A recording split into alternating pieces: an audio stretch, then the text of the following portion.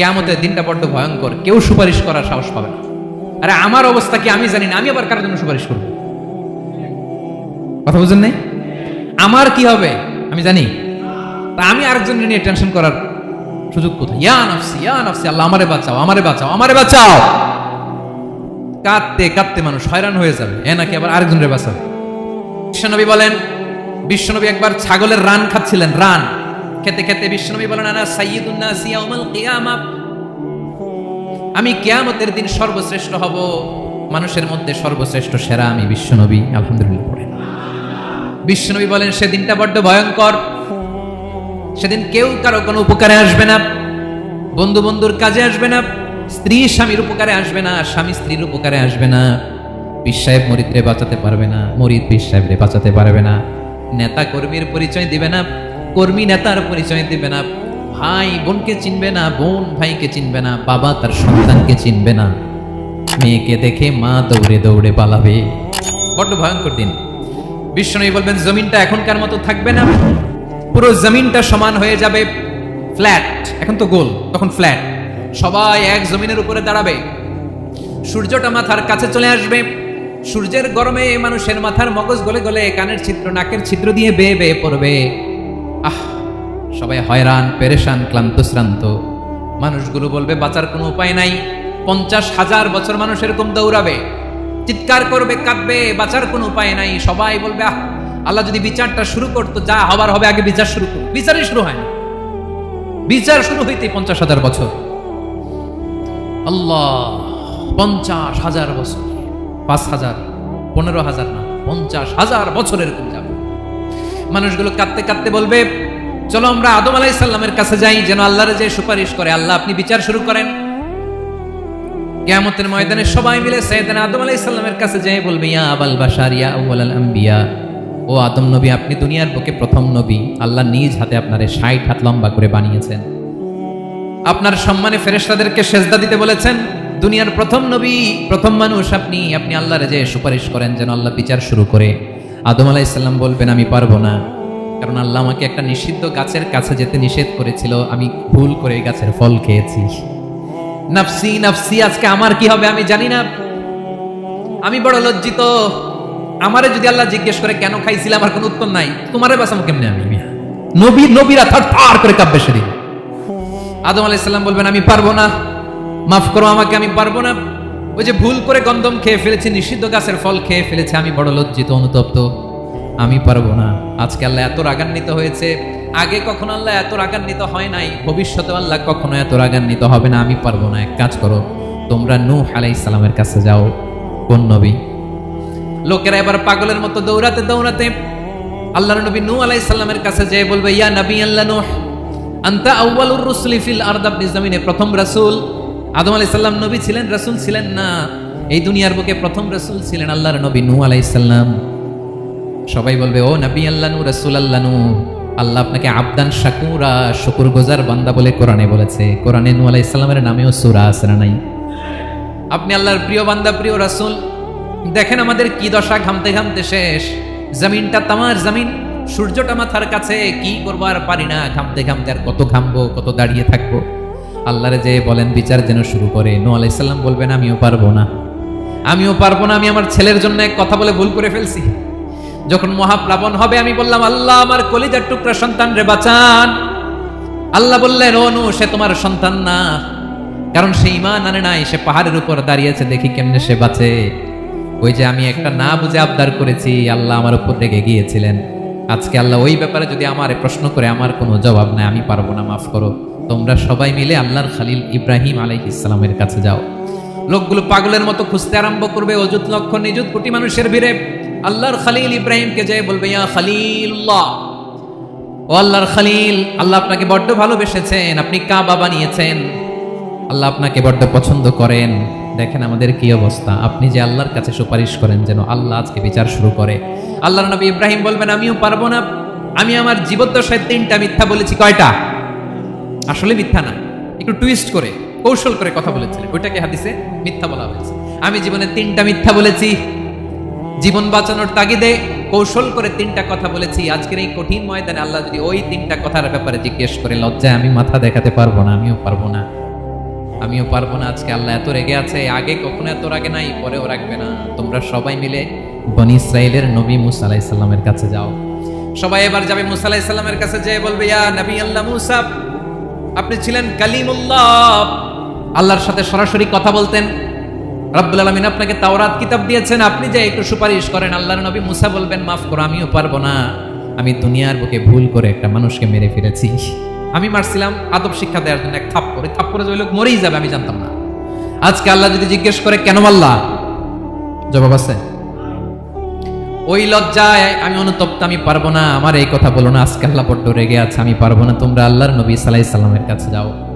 কিয়ামতের ময়দানে মানুষগুলো পাগল পাড়া হয়ে আল্লাহর নবী ঈসা আলাইহিস সালামের কাছে যাবে, যে বলবে, নবী ঈসা আপনি রূহুল্লাহ, বাবা ছাড়া আল্লাহ আপনাকে বানিয়েছেন, ইনজিল কিতাব দিয়েছেন, মৃত মানুষকে আপনি জীবিত করতে পারতেন। আজকের এই কঠিন বিপদের দিনে আপনি আমাদের সাহায্য করেন। আল্লাহর কাছে যে বলেন যেন বিচার শুরু করে। ঈসা আলাইহিস সালাম বলবেন, আমিও পারবো না। ইন্নী উবিদতু মিন দুনিল্লাহ, আমার উম্মত খ্রিস্টানেরা আল্লাহরে বাদ দিয়ে আমি ঈসার ইবাদত করেছে। আমার মা ম্যারি আর আমাকে ডাকতো জেসাস ক্রাইস্ট, আমার ইবাদত করেছে। যদিও আমি আমার ইবাদত করতে বলি না, ঈসা আলাইহিস সালামও ইবাদত করতে বলেছেন একজনের, তিনি কে? আল্লাহর নবী ঈসা আলাইহিস সালাম বলবেন, আমিও পারবো না।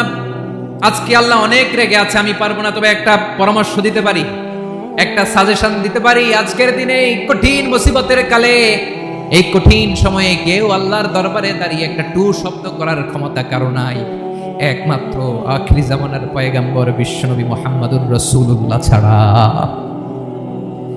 মানুষগুলো এবার আগুনের মধ্যে পানি দিলে যেমনি আগুন নিভে যায়, দাউ দাউ করা হৃদয়ে জ্বলন্ত আগুন তাদের ঠান্ডা হবে। কিয়ামতের ময়দানে ওই বিভীষিকাময় সময়ে, মুসিবতের কালে মানুষগুলো পাগল হয়ে বিশ্বনবীকে খুঁজতে আরম্ভ করবে। সবাই মিলে বিশ্বনবীর কাছে যেয়ে বলবে, ইয়া রাহমাতাল লিল আলামিন, ইয়া খাতামান নবীন, রাহমাতাল লিল আলামিন। দেখেন আমাদের কি অবস্থা, কি কঠিন বিপদে আমরা আছি, দাঁড়াতে পারি না, সূর্যের আলোতে ঘেমে হয়রান। আজকে কেউ সুপারিশ করতে পারবে না। সব নবীরা অপারগতা স্বীকার করেছে, তারা বলেছে আপনি ছাড়া কেউ নাকি আল্লাহর সামনে দাঁড়াতে পারবেন না, আপনি একটু সুপারিশ করেন। বিশ্বনবী বলবেন, আসো আসো, আজকের দিনে আমি ছাড়া আল্লাহর সামনে কেউ দাঁড়াতে পারবে না। বিশ্বনবী মাকামে মাহমুদে যে আল্লাহু আকবার বলে সিজদায় লুটিয়ে পড়বেন। আল্লাহ রাব্বুল আলামিন বিশ্বনবীকে এমন কিছু চমৎকার শব্দ শেখাবেন, ওই শব্দগুলো দিয়ে আল্লাহর প্রশংসা করে বিশ্বনবী কাঁদতে আরম্ভ করবেন। বিশ্বনবী এমন ভাবে অজর দ্বারায় সিজদায় লুটিয়ে পড়ে কাঁদবেন, রব্বুল আলামিনের রহমতের দরিয়ায় জোশ লেগে যাবে। রব্বুল আলামিন এই দৃশ্য থেকে সহ্য করতে পারবেন না। রব্বুল আলামিন বলবেন, ইয়া মুহাম্মদ ইরফা রাসাক, ও নবী আপনি মাথা তোলেন, মাথা তোলেন, আপনার কান্না আমি সহ্য করতে পারি না। নবী আপনি মাথা তোলেন, সাল তুতা, আজকে আপনি যা চাবেন তাই দেব। নবী আপনি সিজদা থেকে মাথা তুলেন, সাল তুতা, যা চাবেন তাই দেব। ওয়াশফা তুশাফা, যার জন্য সুপারিশ করবেন তার সুপারিশ কবুল করে নেব। বিশ্বনবী এবার মাথা তুলবেন। যে বিভীষিকাময় সময়ে প্রত্যেক নবী বলেছেন আমি পারবো না, প্রত্যেক নবী বলেছেন নফসি নফসি, আমার কি হবে আমি জানি না, আল্লাহ আমারে বাঁচাও। প্রতিটি নবী বলবেন নফসি নফসি, আল্লাহ তুমি আমারে বাঁচাও, আমারে বাঁচাও। বিশ্বনবী মাথা তুলবেন, তুলে বলবেন রব্বি হাবলি উম্মতি, আল্লাহ তুমি আমার গুনাহগার উম্মতকে বাঁচাও। এই দুনিয়ার বুকে রব্বুল আলামিন সব নবীকে একটা করে দাওয়া মুস্তাজাবা দিয়েছেন, মানে যে দোয়া করলে কবুল হয়ে যায় সাথে সাথেই। দাও বিহা, দুনিয়ার সব নবীরা ওই দোয়াটা দুনিয়ায় করে ফেলেছে। সব নবীকে আল্লাহ একটা করে দোয়া দিয়েছেন, নবী দোয়া করলেই কবুল, সব নবীরা ওই দোয়া করে ফেলেছে দুনিয়াতে। বিশ্বনবী বলেন আমি করি নাই। ওয়া ইন্নী আখতাবিউ দাওয়াতি শাফাআতান লি উম্মতি ইয়াউমাল কিয়ামাহ, আমার ওই স্পেশাল দোয়াটা আমি দুনিয়ার বুকে কঠিন বিপদে পড়েও কোনোদিন করি নাই। আমি আমার স্পেশাল দোয়াটা কিয়ামতের দিন আমার গুনাহগার উম্মতকে সুপারিশের জন্য রেখে দিয়েছি। আল্লাহ বলবেন নবী ইরফা রাসাক, মাথা তোলেন, আর কাটবেন না। বিশ্বনবী মাথা তুলবেন, আল্লাহ বলবেন সাল তুতা, আপনি যা চাবেন তাই দেব। ওয়াশফা তুশাফা, সুপারিশ করেন, সুপারিশ কবুল করব।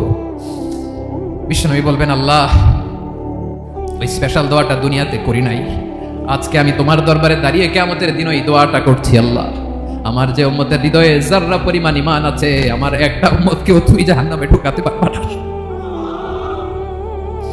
বিশ্বনবী পাগলের মতো একবার হাউজে কাউসারে যাবেন, একবার সিরাতে যাবেন, একবার পুলসিরাতের দিকে, একবার হাউজে কাউসারের দিকে পাগলের মতো দৌড়াতে থাকবেন, তার কোনো গুনাহগার উম্মত যাতে জাহান্নামে ঢুকে না যায়। সেদিন কেউ সুপারিশ করতে পারবে না, বিশ্বনবী ছাড়া। এজন্য 5 নম্বর আল্লাহ বললেন, মান যাল্লাযী ইয়াশফাউ ইনদাহু ইল্লা বিইযনিহি। কার সাহস আছে, কার এত বড় বুকের পাটা কিয়ামতের কঠিন দিন আল্লাহর সামনে দাঁড়িয়ে সুপারিশ করবে? কার ক্ষমতা নেই, কারো ক্ষমতা নাই। বিশ্বনবী সেদিন সিজদায় পড়ে উম্মতের জন্য কাঁদবেন, সবাই কাঁদবে, নফসি নফসি, আল্লাহ আমারে বাঁচাও, আল্লাহ আমারে বাঁচাও। বিশ্বনবী বলবেন, উম্মতি উম্মতি। বিশ্বনবী আমার জন্য কাঁদবেন, আপনার জন্য কাঁদবেন, আমাদের জন্য সেদিন কেঁদে কেঁদে জাহান্নামের দরজায় দাঁড়িয়ে আমাদেরকে টেনে টেনে জান্নাতে ঢুকাবেন। এজন্য এই বিশ্বনবীর ভালোবাসা যেন আমাদের হৃদয়ে ভরপুর থাকে। আমার ভাইয়েরা, প্রতি শুক্রবার বিশ্বনবীর উপরে বেশি বেশি যেন আমরা দুরূদ পড়ি। আমরা যখন বিশ্বনবীর সালাম দেই, দুরূদ পড়ি, একদল স্পেশাল ফেরেশতা আছে যারা বিশ্বনবীর দুরূদটা নিয়ে সরাসরি বিশ্বনবীর রওজায় যায়, যে বলে অমুকের বেটা অমুক আপনারে সালাম দিয়েছে। বিশ্বনবী নিজ কবরের থেকে নিজেই সালামের উত্তর দেয়। বিশ্বনবীর ভালোবাসা যেন আমাদের হৃদয়ে থাকে, বিশ্বনবীর সুন্নাহ দিয়ে যেন আমাদের জীবনটাকে সাজাই। পারা যাবে ইনশাআল্লাহ। বিশ্বনবীর ভালোবাসা ছাড়া কেউ জান্নাতে ঢুকতে পারবে? বিশ্বনবীর পক্ষে আমরা বলবো, বিশ্বনবীর পক্ষে আমরা লিখবো, বিশ্বনবীর জন্য আমরা আমাদের কলিজার রক্ত বিলিয়ে দিব, ঠিক কিনা বলেন? সেদিন বিশ্বনবী ছাড়া কেউ সুপারিশ করতে পারবে না। 5 নম্বর আল্লাহ বললেন, মান যাল্লাযী ইয়াশফাউ ইনদাহু ইল্লা বিইযনি। কে আছে সুপারিশ করবে আল্লাহর সামনে? আর আপনি আপনার বাবার দরবারে যে সিজদা দেন, হ্যাঁ? ইব্রাহিম আলাইহিস সালাম থারথার করে কাঁপবে আর বলবে, নফসি নফসি, আল্লাহ আমারে বাঁচাও। মুসা আলাইহিস সালাম থারথার করে কাঁপবে, আল্লাহ নফসি নফসি, আমারে বাঁচাও। আর আপনি পীরের দরবারে যে সিজদা দেন, কোথায় আছেন আপনি? খবরদার, কেউ বাঁচাতে পারবে না।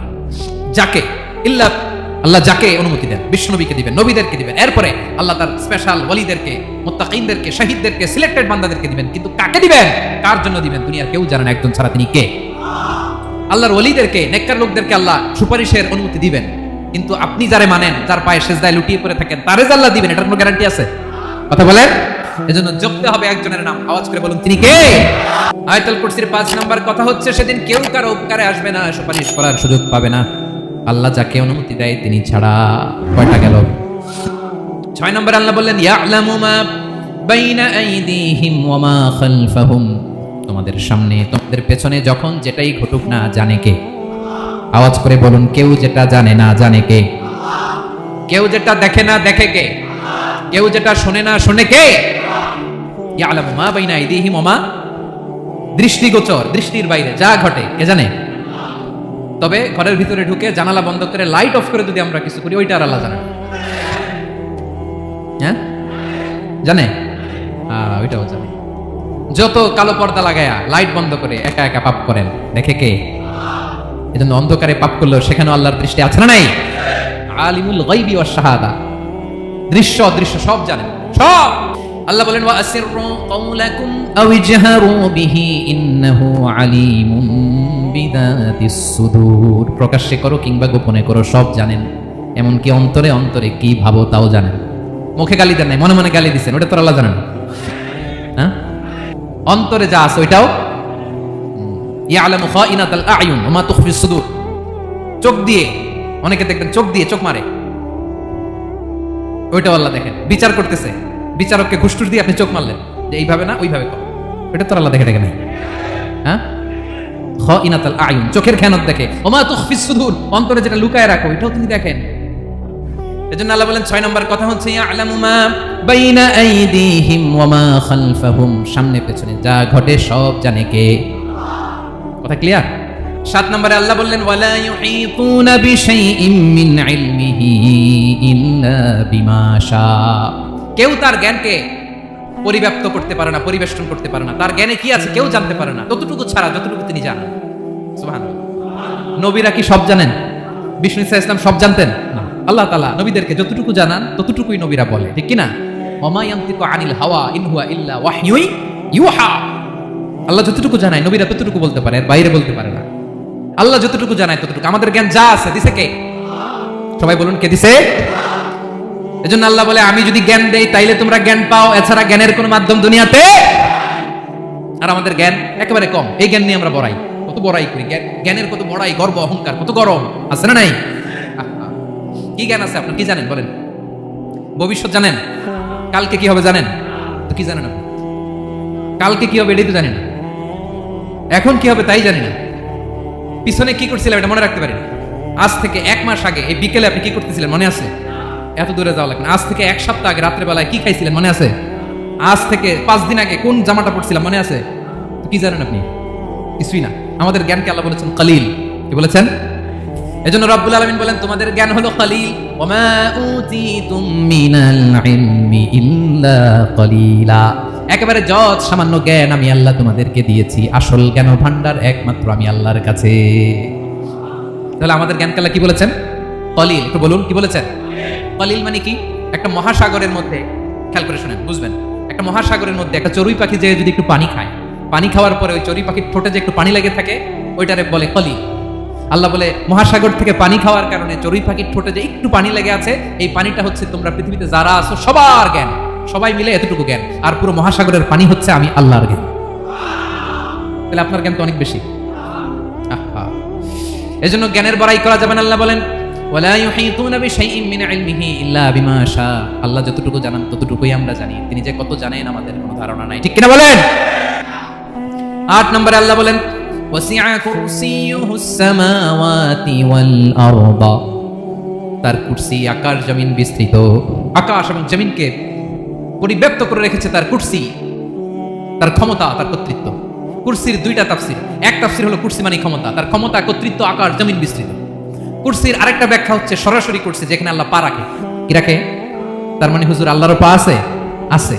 কেমন আমরা জানি না, আমাদের পায়ের মতো না। সুবহানাল্লাহ পড়েন। তো তাইলে আল্লাহ কার মতো? আল্লাহ আল্লাহর মতো। সুবহানাল্লাহ পড়েন। লাইসা কামিসলিহি শাই, কোনো কিছু তার মতো নয়। তো তিনি কার মতো? তিনি তার মতো। ওয়ালাম ইয়াকুল্লাহু কুফুয়ান আহাদ। ওয়াসিআ কুরসিয়ুহুস সামাওয়াতি ওয়াল আরদ। তার কুরসিটা আকাশ জমিন বিস্তৃত। এটা ঊর্ধ্ব জগতের কথা। অথবা হাতের বাইরা কোন জগৎ? ঊর্ধ্ব জগৎ শুরু হয় এই যে এখান থেকে, মাথার উপর থেকে ঊর্ধ্ব জগতের শুরু। ঠিক কিনা? এই যে শূন্যে যা দেখেন এটা প্রথম আকাশের মহাশূন্য। আল্লাহ বলেন ওয়ালা কাদ যায়্যানাস সামাআদ দুনিয়া বিজিনাতিল কাওয়াকিব।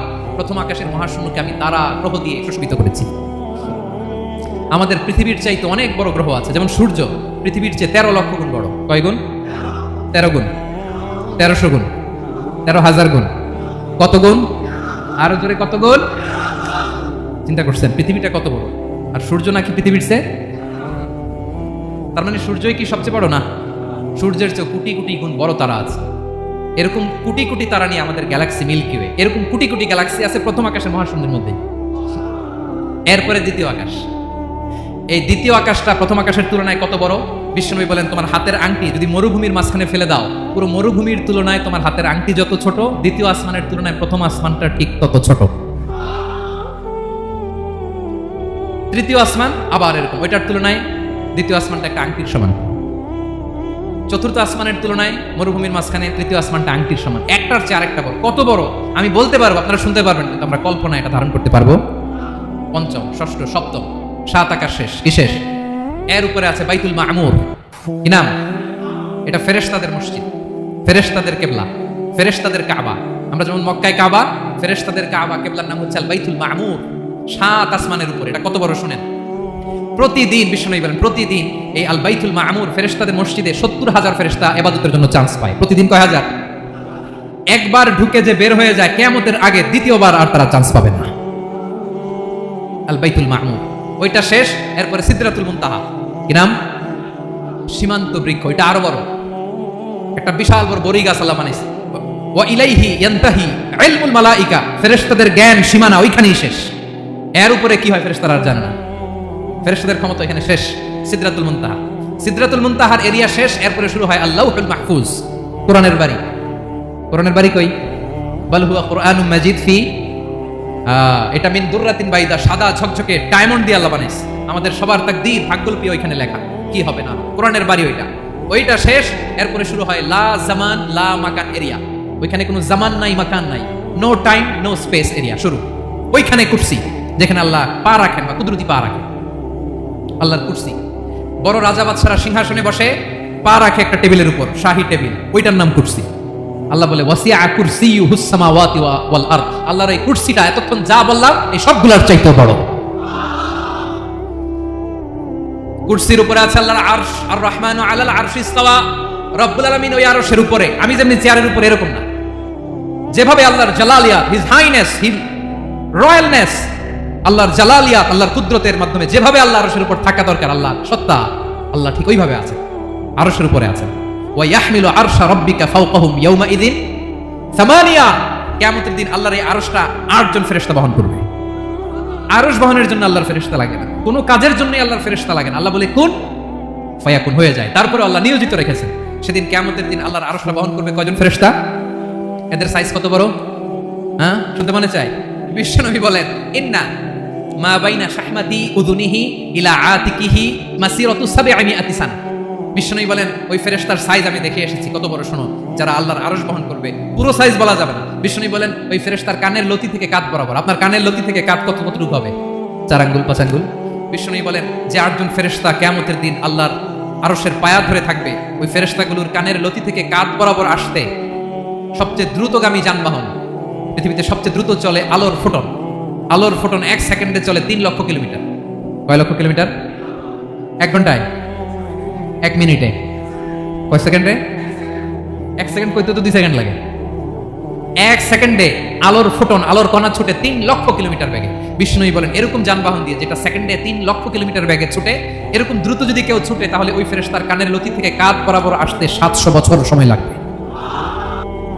এজন্য রব্বুল আলামিন বলেন, ওয়াসিআ কুরসিয়ুহুস সামাওয়াতি ওয়াল আরদা। আল্লাহর কুরসিটা আকাশ জমিন সব চাপিয়ে যাবে। তাহলে আল্লাহ কত বড়! সুবহান। সেজদায় যখন লুটিয়ে পড়ে, এটা ভাববেন, আয় রে, কারে সেজদা দেই আমি? তিনি কি সুমহান, কি সুবিশাল! ওই রবের গোলাম আমি, আলহামদুলিল্লাহ পড়েন। 9 নম্বরে আল্লাহ বলেন, ওয়ালা ইয়াউদুহু হিফযুহুমা। এই বিশাল আকাশ জমিনকে রক্ষণাবেক্ষণ করতে যে আল্লাহ কঠিন কালেও ক্লান্ত হয় না। নাকি আমার আপনার মতো ক্লান্ত হয়? আল্লাহর ক্লান্তি আছে, শ্রান্তি আছে, বিশ্রাম আছে, বিরাম আছে, ঘুম, জিমানি? সুবহানাল্লাহ পড়েন। আল্লাহ বলে, ওয়ালা ইয়াউদুহু হিফযুহুমা। এগুলোকে রক্ষণাবেক্ষণ করতে আল্লাহ ক্লান্ত হয়ে পড়েন না। 9 নম্বরে বললেন, আল্লাহর কোনো ক্লান্তি নাই, সব কিন্তু দেখভাল করেন, প্রতি মুহূর্তে, প্রতি সেকেন্ডে যার যেটা লাগে করেন। এই পুরো বসুন্ধরা, পৃথিবী, মহাবিশ্ব যেভাবে চলা দরকার সৃষ্টির পর থেকে আজও চলছে। চালায় কে? ইঞ্জিনিয়ারটা কে? আসল কারিগরটা কে? 9 নম্বর চলে গেল, আল্লাহ ক্লান্ত হন না। আর বাকি রইল কয়টা? সব শেষে আল্লাহ তাআলা বললেন, ওয়া হুয়াল আলিয়ুল আযীম। ওয়া হুয়াল আলিয়ুল আযীম, তিনি হচ্ছেন আল আলিয়ুল আযীম। সব শেষ কথা। প্রিয় ভাইয়ের, আমি বলেছিলাম আয়াতুল কুরসিতে আল্লাহর মোট কয়টা সুন্দর সুন্দর নাম আছে? 2টা তো বলে ফেলছি। এগুলো কি ছিল? আল হাইয়ু, আল কাইয়ুম। এবার সব শেষে 3 আর 4 নাম্বারটা আসছে। এটা কি? একটা আল আলী আর একটা আযীম। 3 নাম্বারটা হচ্ছে আল আলী, 4 নাম্বারটা আযীম। আল আলী মানে হচ্ছে সর্বোচ্চ, দ্য গ্রেটেস্ট, দ্য হাইয়েস্ট। তার উপরে কেউ আছে? ঊর্ধ্ব জগতের যে বর্ণনা দিছি, কি বুঝলেন? আল্লাহর উপরে কেউ আছে? এজন্য তিনি হচ্ছেন আল আলী, সবচেয়ে উপরে, সর্বোচ্চ, দ্য হাইয়েস্ট। তার উপরে কেউ। এজন্য আল্লাহ বলেন, সাব্বিহ ইসমা রাব্বিকাল আ'লা। আল আলিয়ার আল আ'লা কাছাকাছি অর্থ, প্রশংসা করো ওই আল্লাহর যিনি হলেন আ'লা, সবচেয়ে বড়। তার চেয়ে বড় কেউ আছে নাকি? তার উপরে কেউ আছে নাকি? আল আ'লা। এজন্য আমরা যখন সিজদায় লুটিয়ে পড়ি, আমরা যখন সবচেয়ে নিচে যাই, আমরা বলি আল্লাহ তুমি সবচেয়ে উপরে। আমরা যখন সিজদায় যাই, আমরা তখন সবচেয়ে কি? নিচে, তাই না? এর চেয়ে নিচে আর মানুষের সবচাইতে দামি অঙ্গ কপালটারে মাটিতে ঘষি, আমি সবচেয়ে নিচে, আর আমি বলি সুবহান রাব্বিয়াল আহা, সুবহান রাব্বিয়াল আ'লা। আল্লাহ তুমি সবচেয়ে উপরে, আমি সবচেয়ে নিচে, কিন্তু তুমি সবচেয়ে উপরে। সুবহানাল্লাহ পড়ে। আল্লাহ বলে, আমি হলাম আল আলী। 4 নম্বরে আমি হলাম আল আযীম, হাইয়ু কাইয়ুম। শেষে বললেন, আমি হলাম আল আলী, আমি হলাম আল আযীম। আযীম মানে সুমহান, দ্য সুপ্রিম। সুপ্রিম আল্লাহর সবকিছু চরম পর্যায়ে। তার সবকিছু কি? আল্লাহর শাস্তি চরম পর্যায়ে, আল্লাহর দয়া পরম পর্যায়ে, তার সৃষ্টি প্রকাণ্ড, তার ক্ষমতা প্রচন্ড। তিনি আল আলী, আল আযীম। আওয়াজ করে পড়েন আল্লাহু আকবার। আল্লাহ বলে, আমি হলাম আল আলী, আমি হলাম আল আযীম, আমি হলাম সুমহান। আমার সবকিছু বড়, আমার শাস্তি বড়, আমার দয়াও বড়, মায়াও বড়। আমি যখন শাস্তি দেই, আমার শাস্তির মতো কেউ শাস্তি দিতে পারে না। আমি আল্লাহ সব সময় ধরি না, ধরলে ছাড়ি না, ঠিক কি না? ধরে ধরে ধরে না, ধরলে আল্লাহ সাবধান। যখন আযাব আসবে, গজব আসবে, পালাবার জায়গা খুঁজে পাওয়া যাবে। সামান্য ভূমিকম্প দিলে আমাদের অবস্থা কি হয় দেখেন তো? হ্যাঁ, সামান্য একটু ভূমিকম্প দিলে বাঁচার উপায় আছে? আল আযীম, ইন্না যালজালাতাস সাআতি শাইউন আযীম। কিয়ামতের সেই প্রকম্পনটা বড় ভয়ঙ্কর, বড় ভয়ঙ্কর। এজন্য আমরা সে আল্লাহর ইবাদত করি যিনি কখনো ঘুমান না, যিনি ক্লান্ত হন না, যার লয় নাই, যার কোনো ক্ষয় নাই, যিনি ছাড়া আমাদের বাঁচার কোনো উপায় নাই, ঠিক কিনা বলেন? 10 নম্বর ক্লিয়ার? আলহামদুলিল্লাহ পড়েন। যা বললাম আমরা যেন আমল করতে পারি। তাহলে একটি আয়াতের তাফসীর শুনলাম। আয়াতটার নাম প্রত্যেক ফরজ নামাজের পরে পড়বেন, সকাল সন্ধ্যা পড়বেন, ওয়াজিফা হিসেবে মানবেন তো? কোন সূরায়? আয়াত নাম্বার মোট কয়টা কথা? 1 নাম্বার, আল্লাহ ছাড়া কোনো ইলাহ নাই, তাকে ছাড়া কাউকে সেজদা দেব। 2 নাম্বার, তিনি আল হাইয়ুল কাইয়ুম, সব মরবে, তিনি মরবে, গোটা বিশ্ব তার কাছে ঠেকা, তিনি কারো কাছে ঠেকা। 3 নাম্বার, তার ঘুমও নাই, ঘুমের আগে যে ঝিমুনি আছে সেটাও। 4 নাম্বার, আকাশ জমিন এর মাঝে যা আছে সবকিছুর আসল মালিকানা কার? 5 নাম্বার, কিয়ামতের দিন যখন থারথার করে নবীরা কাঁপবে, তার অনুমতি ছাড়া কেউ আল্লাহর দরবারে দাঁড়িয়ে সুপারিশ করতে পারবে। 5 নাম্বার, আমাদের সামনে পেছনে উপরে নিচে প্রকাশ্যে গোপনে যা ঘটে কেউ দেখে না, দেখে কে? কেউ জানে না, জানে কে? আল্লাহর জ্ঞানের বাইরে নতুন করে কেউ জ্ঞান প্রডিউস করতে পারে না। তিনি যতটুকু জানায় ততটুকুই জানি, তিনি না জানালে জানানোর সাধ্য কারো। তার কুরসি, তার কর্তৃত্ব ক্ষমতা আকাশ জমিনকে বিস্তৃত করে আছে, ঠিক কিনা বলেন? কিন্তু মহাবিশ্বকে পরিচালনা করতে, রক্ষণাবেক্ষণ করতে তিনি খুব ক্লান্ত হয়ে যায় না? ক্লান্ত হয়? তিনি আল আলী, দ্য হাইয়েস্ট, সর্বোচ্চ, আল আযীম, দ্য সুপ্রিম, তার ক্ষমতার সামনে দাঁড়াবার ক্ষমতা কারো নাই, ঠিক কিনা বলেন? সে আল্লাহর গোলাম হতে পারে, আমরা খুশি না বেজার? আমরা যা করবো ওই আল্লাহর খুশি করার জন্য করবো, যা করবো আল্লাহর রাজি খুশির জন্য করব। মনের দুঃখ জ্বালা ফেসবুকে শেয়ার দেওয়ার আগে আমি শেয়ার দেবো কার সাথে? পারবেন? পারবেন? আল্লাহরে ভালো লাগে? আল্লাহরে মায়া লাগে? আল্লাহর কাছে চোখের পানি ছেড়ে কাঁদতে ভালো লাগে? আল্লাহর কাছে বলেন, ইদা সাআলতা ফাসআলিল্লাহ, বিষ্ণু বললেন যখন চাইবে আল্লাহর কাছে চাইবে। ওয়া ইদা ইসতাআনতা ফাসতাঈন বিল্লাহ, সাহায্য করার মালিক একজন, তিনি কে? আল্লাহ তাআলা আমাদের সবাইকে কথাগুলো বুঝার আমল করার তৌফিক দান করুন।